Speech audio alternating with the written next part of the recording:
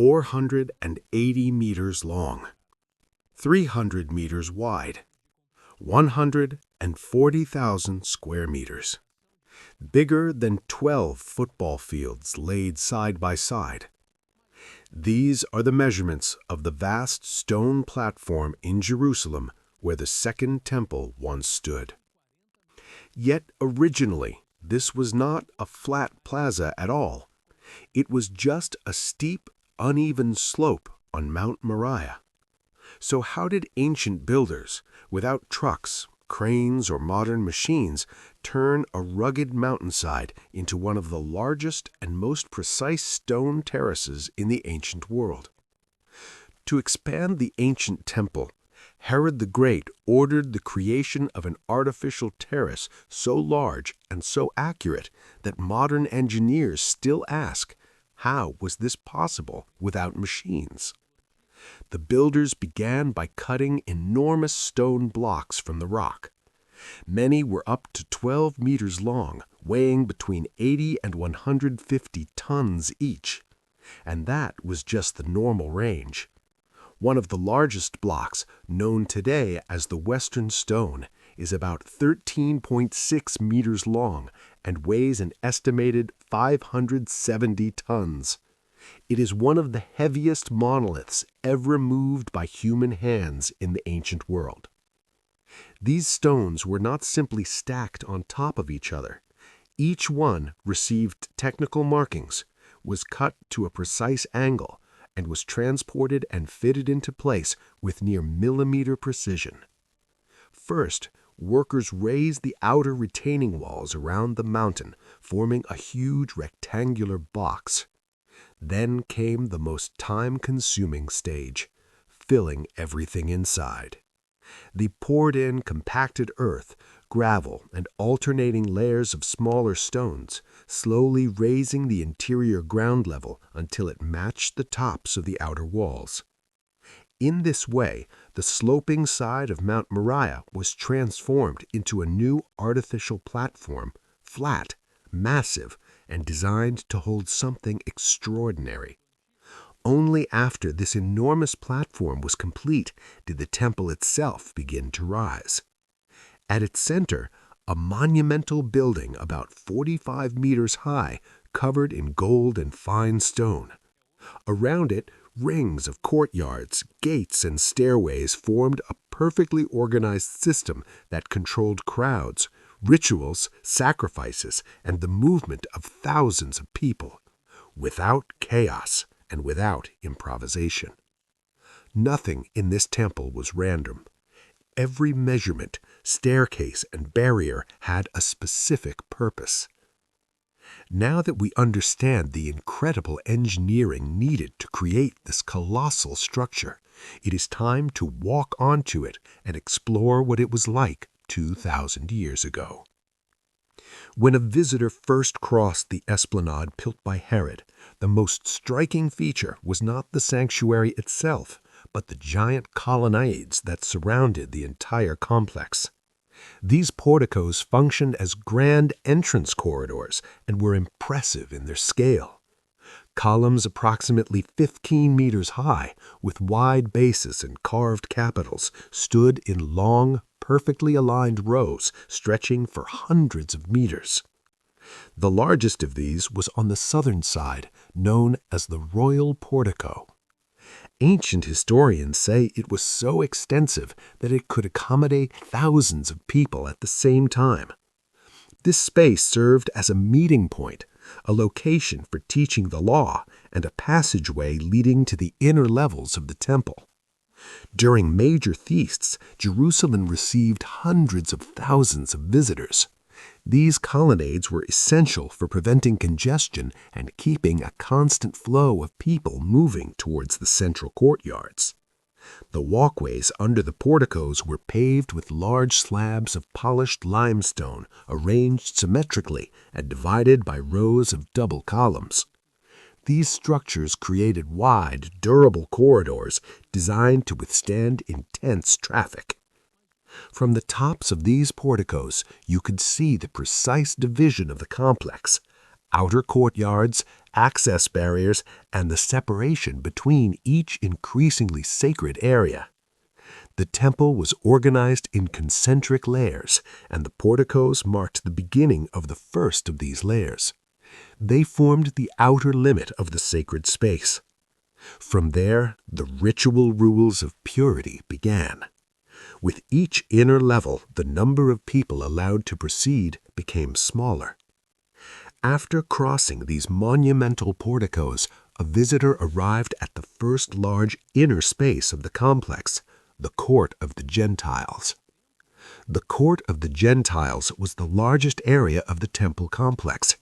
It was designed to receive people from all nations, Jews, non-Jews, pilgrims from every corner of the Roman Empire, as long as they respected the basic rules of the place. This area was enormous. It surrounded much of the central sanctuary and provided space for thousands of people to move about at the same time. During the great festivals, such as Passover, this courtyard became a central hub of commerce and services related to sacrificial worship. Animals for sacrifice were sold here, foreign currencies were exchanged for the temple shekel, and offerings were prepared. It was in this very area that Jesus overturned the tables of the money changers and drove out those selling animals, declaring, "My house shall be called a house of prayer for all nations, but you have made it a den of thieves." But from an architectural and symbolic point of view, the most important feature of this courtyard was not the commerce, but a barrier that stood just ahead.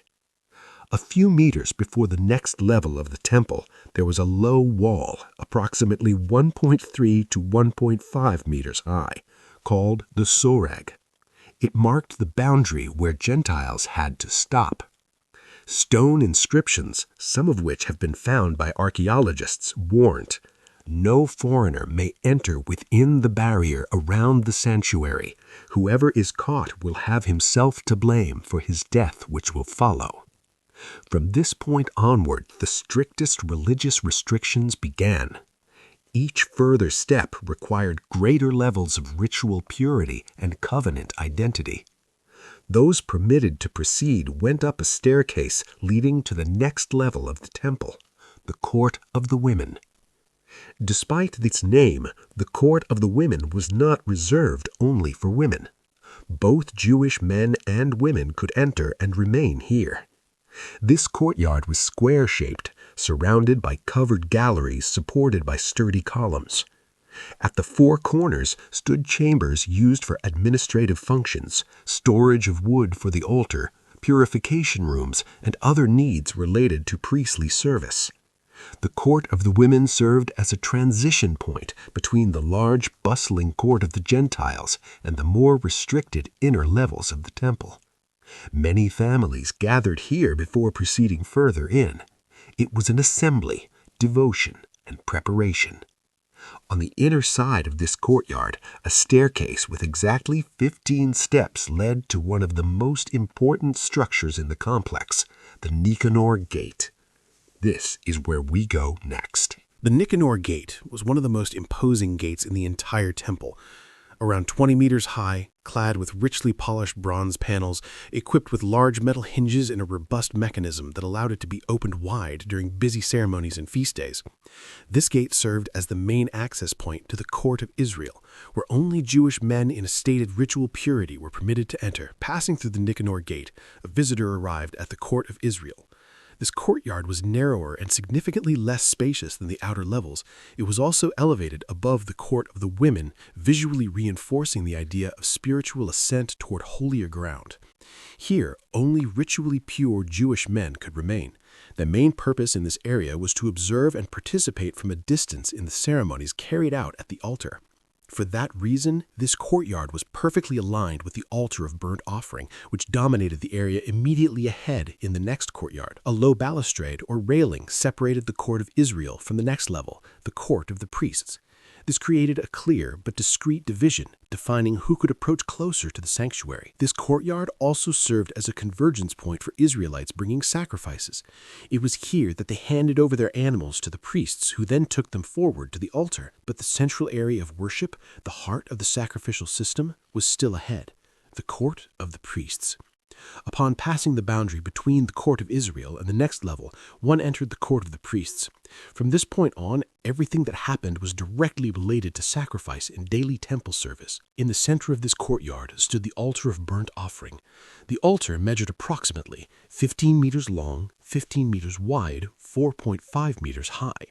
It was a massive structure made of carefully cut stone blocks, coated with a layer of white limestone to withstand constant heat. On the south side was a wide ramp with a gentle slope, built so priests could easily carry animals and offerings to the top of the altar. The ramp had no steps, because the law forbade the priests from ascending by steps, to avoid exposing their garments. On this altar, the fire never went out. Day and night, every single day of the year, the flame burned continually. This required an enormous amount of firewood, so one division of the temple was dedicated solely to storing, inspecting, and transporting wood for the altar. In the daily rhythm of the temple, 2 sacrifices were obligatory: one lamb in the morning, another at dusk. These were the continual burnt offerings.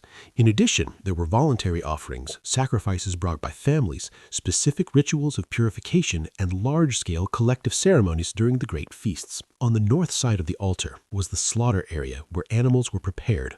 Hooks, tables, and channels for blood made this a functional, carefully managed space. This courtyard was also where the priests took their allotted portions from the offerings and prepared to enter the inner parts of the temple. Before any priest could approach the sanctuary building, he had to undergo ritual purification. This took place at one of the most important items in the inner courtyard, the bronze laver. This large circular basin stood between the altar and the entrance to the temple building. Before performing any task at the altar or before entering the sanctuary, priests were required to wash their hands and feet in its water. The laver was continually supplied with water and kept under strict supervision. The water had to be clean and acceptable according to ritual standards. Any mistake in purity within the sanctuary affected the entire service. Because of this, each priest had to make certain he was physically and ritually prepared before interacting with the holy objects inside: the menorah, the table of the bread of the presence, and the altar of incense. Beyond the laver stood the entrance to the temple building itself, leading into the holy place. This is where we go now. The holy place was a closed, restricted chamber, meticulously constructed as an area of continuous, sacred surface. The walls, ceiling, and fittings were covered in gold. Wooden panels were overlaid with gold leaf and fitted precisely, creating an interior that reflected lamplight in every direction. The floor was likely stone, carefully laid and possibly accented by golden fixtures or trim. The holy place contained 3 essential objects. On the south side of the room stood the menorah, the famous 7-branched lampstand made from a single piece of solid gold. Approximately 1.5 meters tall, it had ornate branches and cups shaped like almond blossoms. The oil used in the menorah was pure and was renewed daily. The menorah was the only source of light in this room. On the north side was the table of the bread of the presence, also called the table of showbread. On it were placed 12 unleavened loaves representing the 12 tribes of Israel. These loaves were replaced once a week, always on the Sabbath, and only the priests could eat the old loaves after they were removed. Positioned directly in front of the entrance of the inner veil stood the altar of incense, made of acacia wood overlaid with gold. Twice a day, in the morning and at dusk, a priest burned special incense on this altar.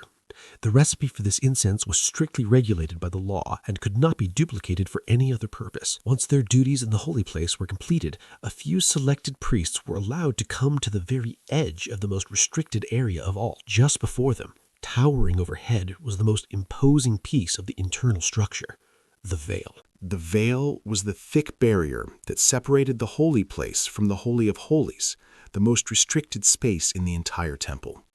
This was no ordinary curtain. Ancient sources describe it as a textile approximately 20 meters high, woven from heavy threads of blue, purple, and crimson. These 3 colors carried important symbolic meanings.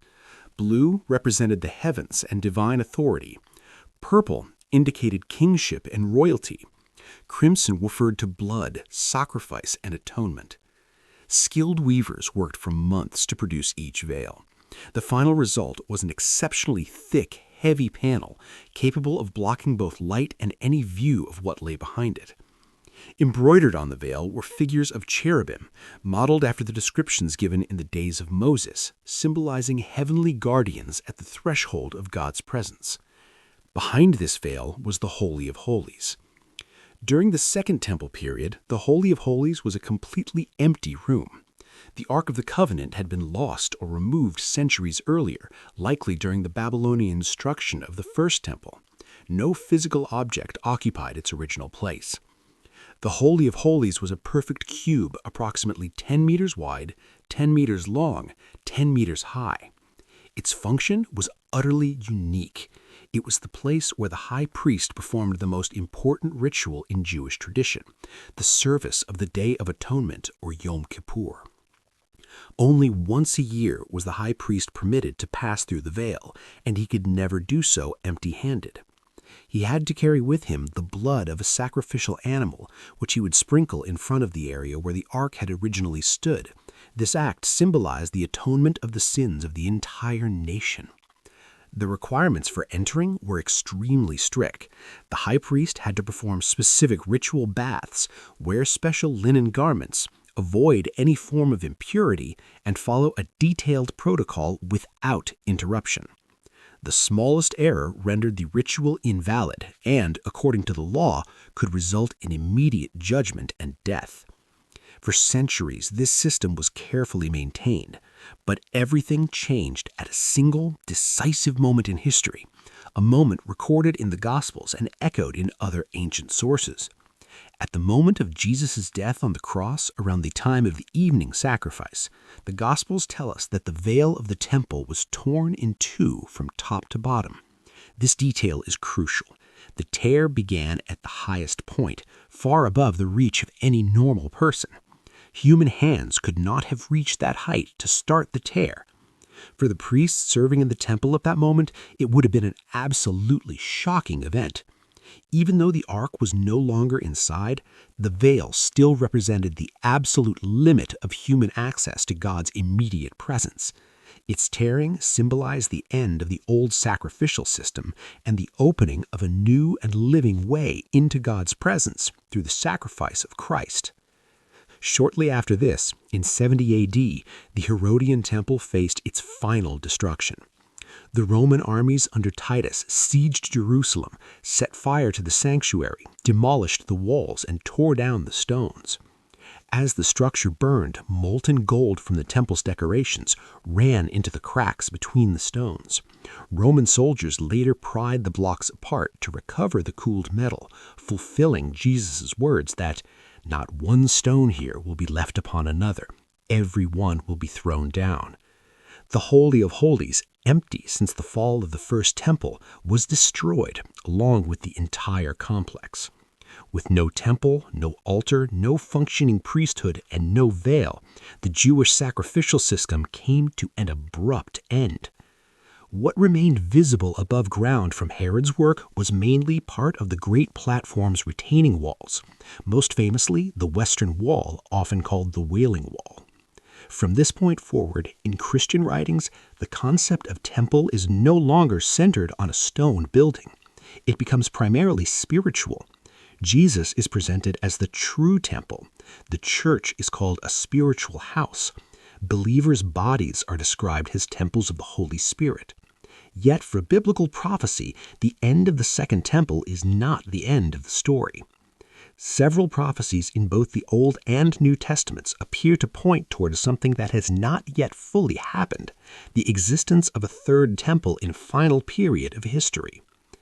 Daniel speaks of a time when the daily sacrifice will be interrupted, something that would require a functioning temple and altar. Jesus mentions a future abomination of desolation placed in the holy place, implying a sanctuary that would still exist after his time. Paul describes a world leader sitting in the temple of God in 2 Thessalonians 2, again hinting at a future structure. And in the book of Revelation, the temple reappears as part of the prophetic scene in the last days. For many students of prophecy, these texts suggest a third physical, real, and functioning temple will one day stand in Jerusalem. And this is not just theory. Today, in Jerusalem, there are organizations dedicated to recreating temple utensils, training men from priestly families, Kohanim, studying temple laws, and preparing materials and garments for a future temple, should political conditions ever permit its construction. For some, the question is shifted from if to when. History did not end with Herod. History did not end with the Roman fire. History continues, and the topic of the Third Temple still provokes debate, research, and expectation around the world.